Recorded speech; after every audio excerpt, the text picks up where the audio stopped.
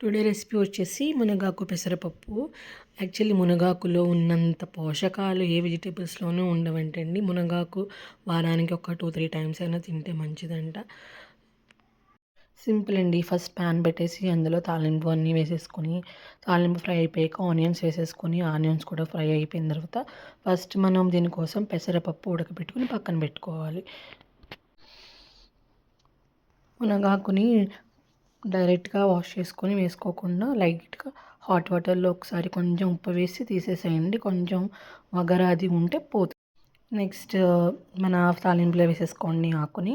దాన్ని బాగా ఫ్రై చేసుకోండి ఒక 5 మినిట్స్ వరకు.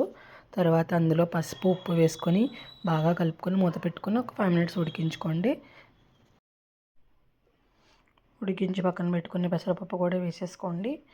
బాగా ఫ్రై చేసుకొని ఒక 5 మినిట్స్ వరకు మూత పెట్టుకొని ఉంచుకున్నాను. చాలా కమ్మగా అంటే కమ్మగా ఉంటుంది. పిల్లలకి కూడా కొంచెం నెయ్యి వేసి పెడితే చాలా టేస్టీగా